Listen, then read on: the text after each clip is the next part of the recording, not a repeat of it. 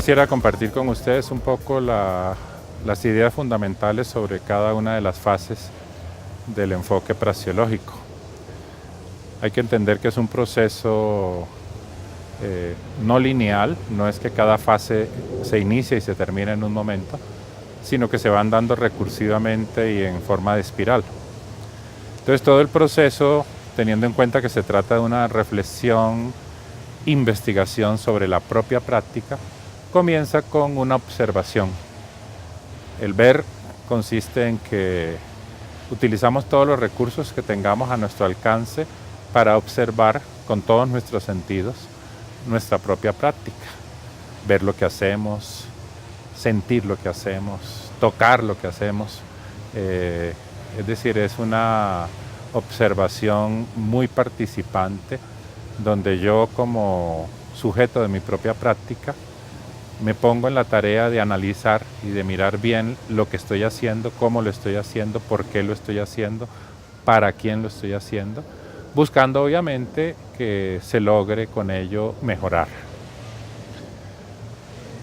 Esa primera fase de la observación, del ver, tiene que ir complementada con una fase que nosotros llamamos juzgar, que consiste en proceder a analizar lo que se vio, lo que se observó, relacionándolo con conocimientos previos que yo tengo, lecturas, textos, teorías, modelos, de tal manera que me permita confrontar lo que yo observé en la primera fase con lo que otras personas, otros modelos, otras teorías establecen un poco alrededor de lo mismo. Por ejemplo, si yo soy un maestro y estoy observando mi práctica, pues es muy bueno que yo confronte mi práctica, lo que yo observé de mi práctica, lo confronte con algún texto donde se diga cómo hacen, cómo actúan los buenos maestros, qué tipo de estrategias utilizan.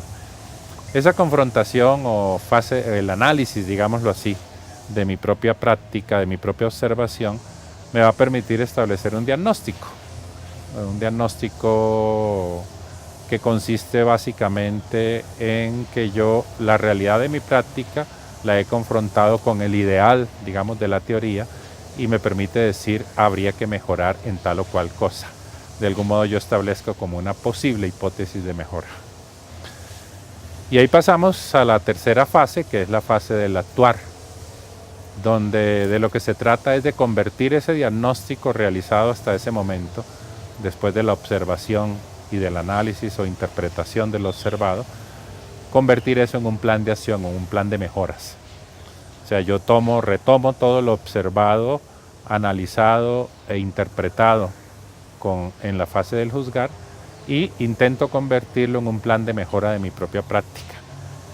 ¿Qué cosas debo cambiar? ¿Qué cosas debo potenciar? ¿Qué cosas debo traer como nuevas que no estaban antes?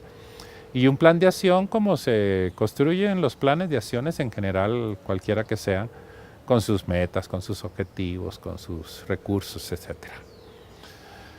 Lógicamente, construir un plan de acción, un plan de mejora de la propia práctica, es fundamentalmente para que la práctica que yo realizo, cualquiera que ella sea mucho más eficaz y mucho más eficiente.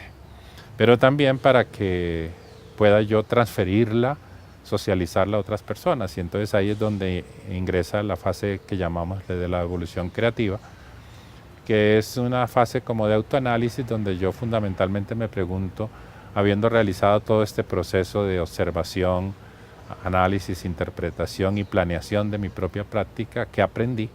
Y cómo eso que aprendí yo lo puedo transferir a otras personas, cómo lo puedo convertir en conocimiento que otros puedan utilizar para que ellos puedan realizar con el aporte de lo que yo ya ejecuté, de la investigación que yo realicé, ellos puedan realizar igualmente la transformación de su propia práctica.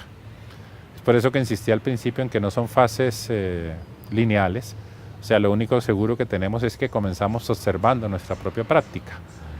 Pero desde el momento en que empezamos a observar, empezamos automáticamente a analizar, a interpretar, a prever hipótesis posibles de solución, a hacer devolución creativa. Entonces es como un proceso recurrente en espiral, donde no sabemos ni podría decirse se dedica tanto tiempo a una u otra fase, sino que el proceso es complejo, el proceso es sinérgico, el proceso es holístico en todos los sentidos de la palabra.